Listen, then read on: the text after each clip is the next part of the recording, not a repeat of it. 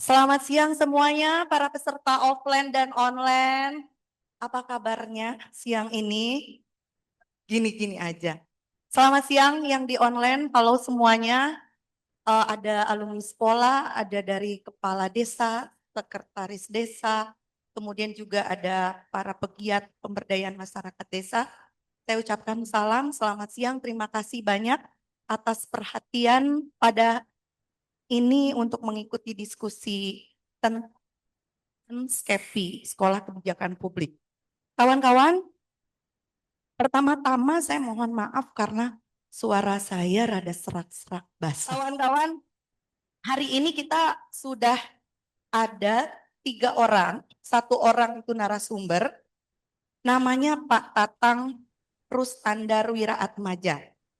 Beliau memang kalau di generasi baby boomer ya, ITB, generasi ABG ya. Jadi beliau di ITB ya, kemudian terakhir tahun 86 ya, S1 Teknik Planologi, kemudian S2-nya Perencanaan Wilayah dan Kota tahun 98. Setelah itu dia menjadi seorang birokrat di Kabupaten Bandung dengan berbagai jabatan. Pernah jadi kepala dinas Kim Takwil, pernah jadi kepala Bapeda, gitu. Jadi pernah kemudian terakhir Pak Tatang ini aktif di Lembaga Kebijakan Pengadaan Barang Jasa Pemerintah LKPP. Kemudian dia mengajar di Widya Iswara, ahli utama di Pusdiklat PBJ LKPP. Nah, kemudian penanggap kita itu adalah seorang dosen dari SAPPK ITB. Beliau adalah Bapak Insinyur Tubagus Purkon Sopani, MA, PhD, kelompok keahliannya Kakak Perencanaan Wilayah dan Perdesaan, kemudian S1-nya di ITB, S2-nya di Belanda 96, Social Studies ya, Institute of Social Studies, kemudian S3-nya di Illinois, Amerika Serikat 2006. Kemudian penanggap kita yang kedua itu adalah Bapak Dr. Pius Sugeng Prasetyo. Jadi Bapak Pius ini itu pernah menjadi dekan di FPIPS Visip Unpar. Dan beliau banyak sekali membimbing saya dan waktu tesis dia yang menguji saya. Nah, dia adalah bidang keahlian spesifiknya adalah evidence-based public policy dan politik birokrasi. Kemudian beliau mengajar di program studi administrasi publik Visip Unpar. S1-nya di Gajah Mada, kemudian ilmu pemerintahan, S2-nya di UI, ilmu administrasi, S3-nya di Jerman, di University of Gießen. Selamat siang Pak Pius, bisa on cam kamera sebentar? Selamat siang, Bu Wulan. Ya, terima kasih. Mana wajahnya Pak Pius ya? Ya, selamat siang semuanya, Ibu Apakah Bapak. Ya, semakin cakep ya? kalau dari jauh, Bu. Iya beneran Pak, masih tetap sama waktu saya kuliah. Pak, terima kasih banyak ya waktunya, kesempatannya Sami-sami, Bu. kita menjadi penanggap siang ini. Kepada Pak Tatang, jadi memang Ini kan problemnya saya ingin itu. tiga-tiganya laki-laki ya pada hari ini menjadi kepala sekolah SKEPI. Kita kasih aplaus dulu ya Pak Tatang buat ke depan. Tepuk tangan untuk Pak Purkon. Ya, saya kasih waktu masing-masing 20 menit. Jadi Pak Tatang 20 menit, saya dibantu juga oleh timekeeper Ogi ya sebagai MC untuk memberitahu waktunya jika habis ya, supaya kita lebih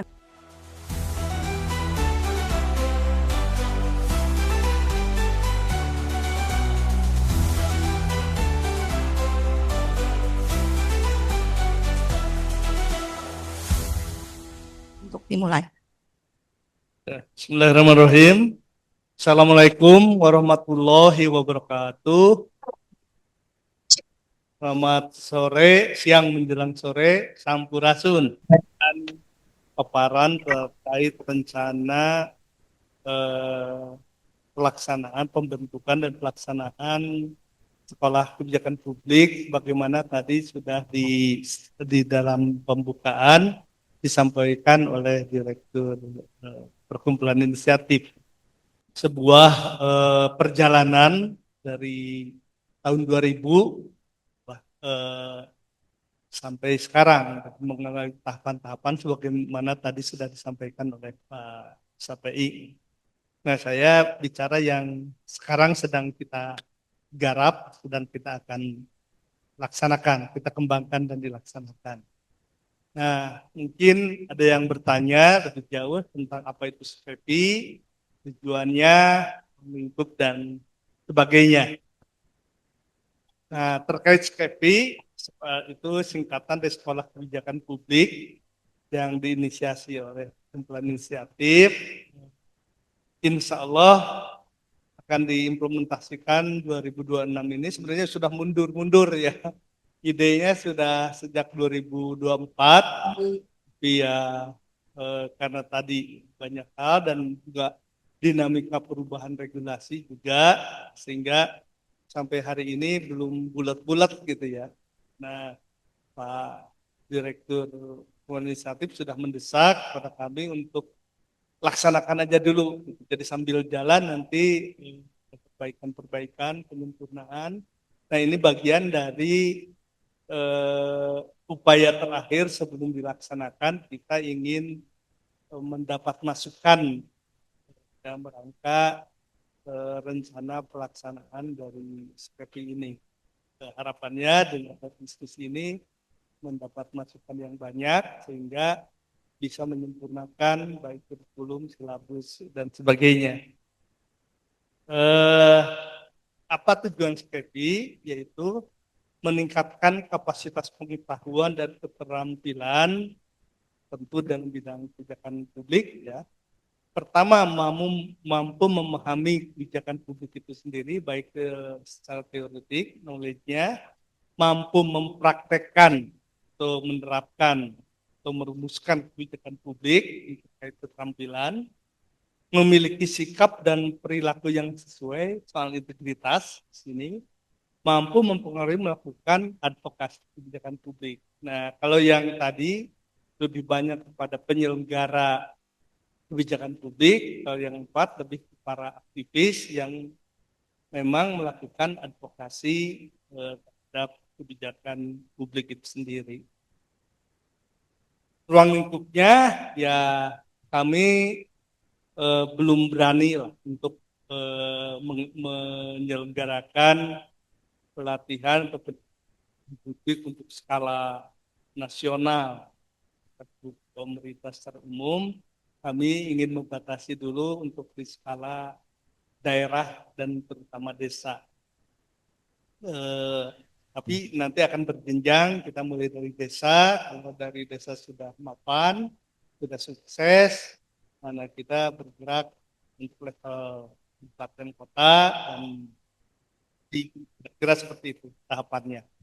Nah, adapun bidangnya ya bidang pemerintahan umum, kemudian secara lokal kita fokus juga ke kebijakan publik di pendidikan, kesehatan, sumber daya alam, termasuk tata ruang dan pertanahan, lingkungan hidup, perlindungan sosial, dan pengembangan ekonomi kerakyatan, atau istilah lain meningkatkan produktivitas masyarakat.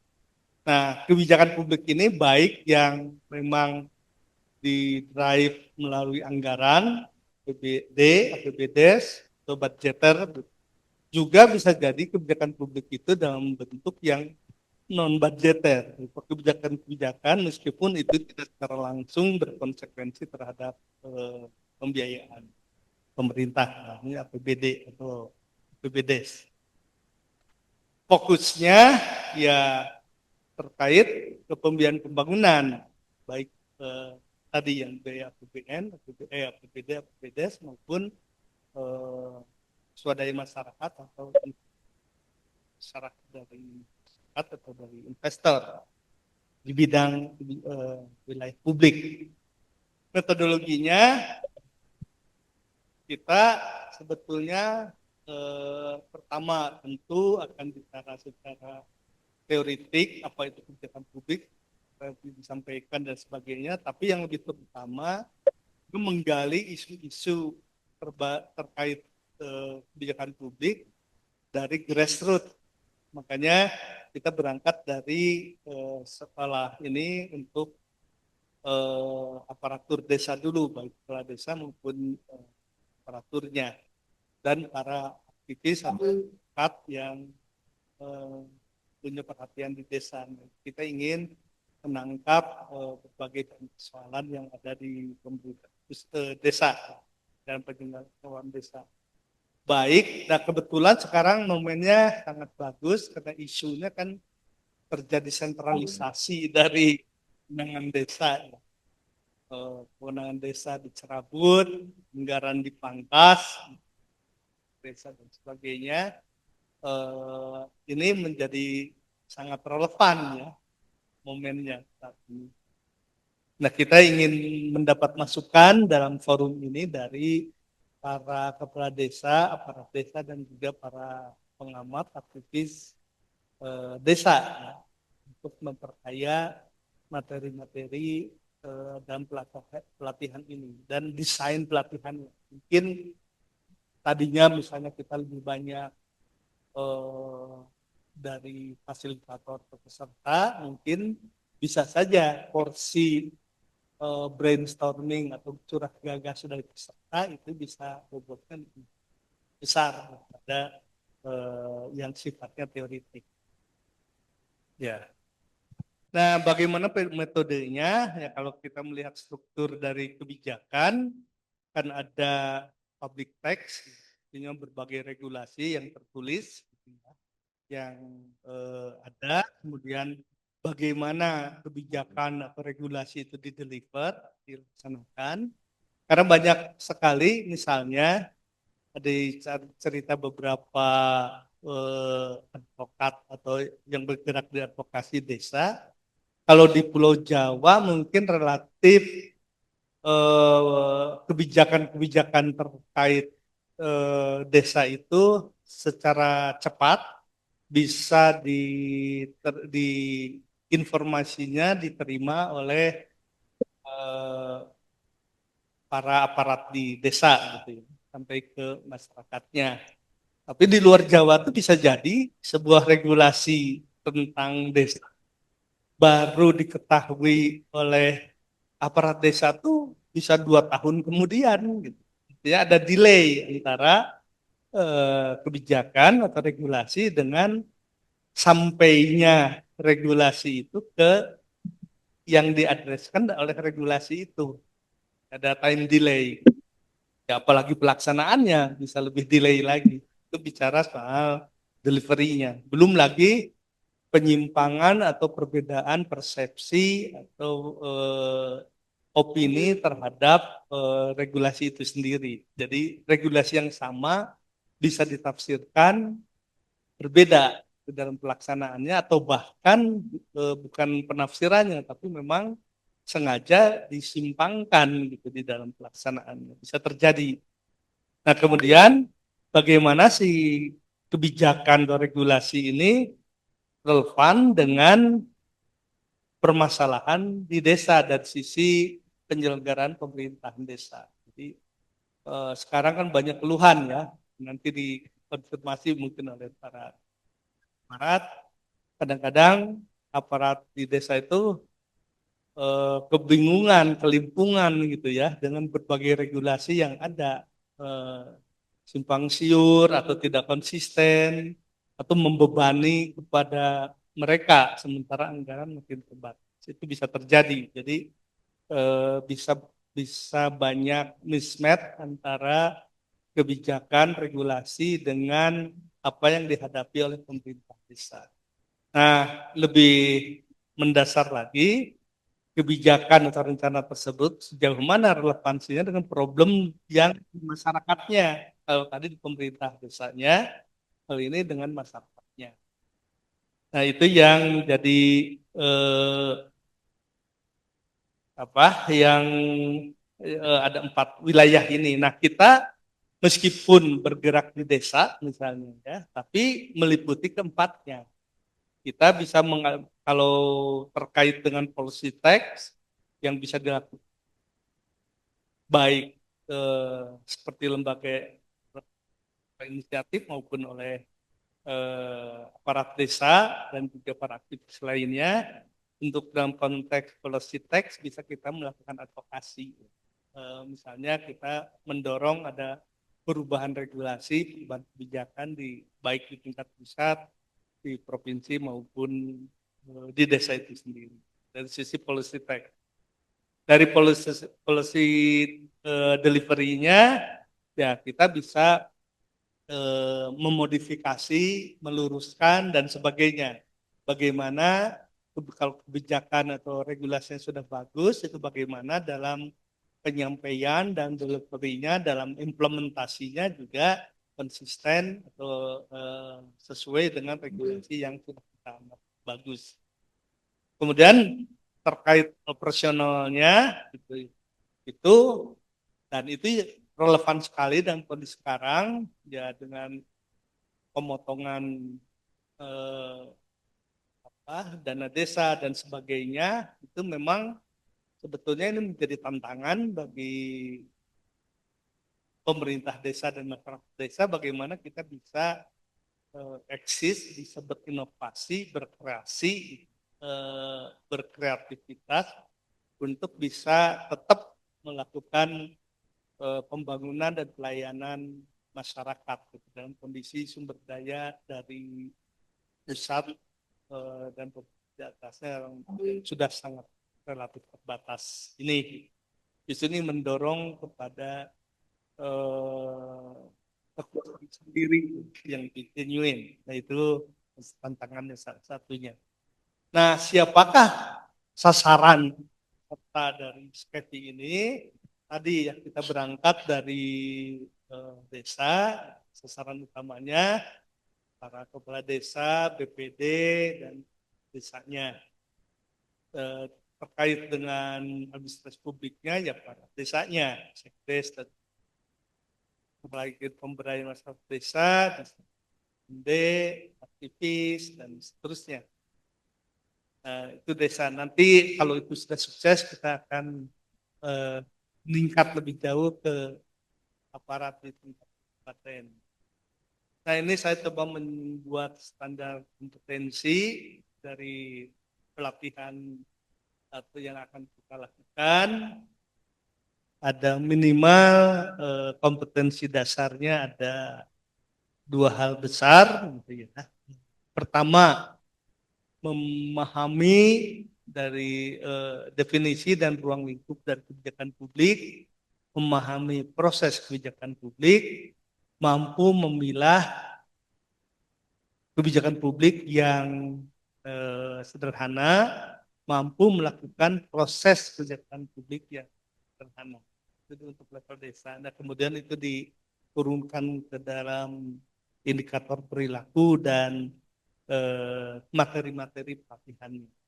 Tapi ini saya kira hurufnya dan agak terlalu teknis, teoritik gitu ya. Nah sekarang kita lebih dekat lagi bicara tentang kira-kira silabusnya pelatihan ini. Pertama ya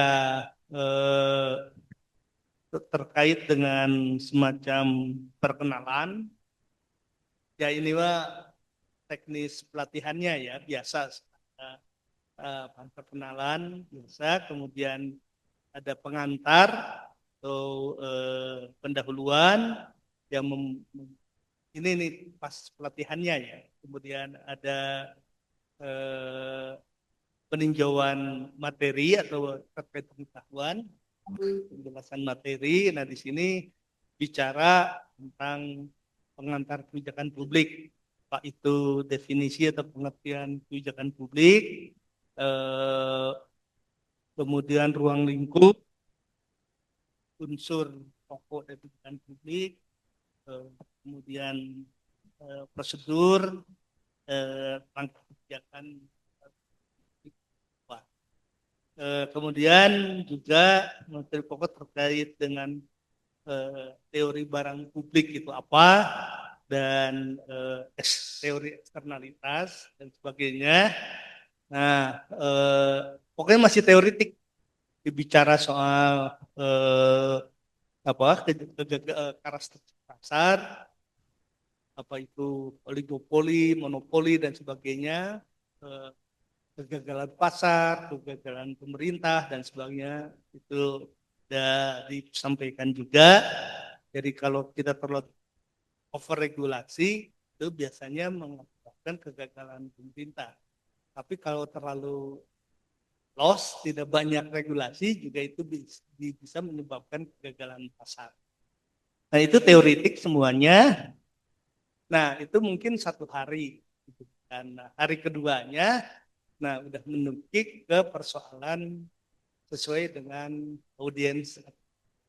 Kalau di desa yang mungkin permasalahan yang ada di desa, baik terkait dengan tata kelola desa maupun sektor-sektor pelayanan yang ada di desa. Nah, kita bisa dibagi kelompok, misalnya ada yang terkait kelola desa, ada yang membahas tentang isu-isu pendidikan di desa, dan seterusnya. Meskipun konsekuensinya bisa tadi, bisa makro, meso, mikro, gitu. Itu semuanya dibahas. Kalau bicara makro, nantinya ini bahan advokasi kan, untuk pemerintah yang lebih tinggi. Kalau di mikro operasional ya itulah yang intinya menjadi PR bagi para perangkat desa. Saya kira itu yang bisa saya sampaikan. Ya tentu ada evaluasi nanti penutup ya, evaluasi dari pelatihan dan tindak lanjutnya seperti apa nanti. Mungkin itu desain pelatihannya. Nah tentu ini sangat tidak memadai yang bisa kami sampaikan. Justru dari para penanggap dan ini Pon dan Pak Pius itu bisa banyak masukan yang sangat kami harapkan untuk memperkaya, untuk melengkapi, menyempurnakan kurikulum dan silatus pelatihan ini. Dan barangkali soal timeline-nya, time frame-nya, sebetulnya pelatihan ini berapa lama gitu ya, supaya memperoleh hasil yang baik, tapi di sisi lain juga mempertimbangkan keterbatasan waktu peserta pelatihan. Kalau terlalu lama pelatihan juga mereka meninggalkan pekerjaannya terlalu lama. Jadi kami juga mohon masukan.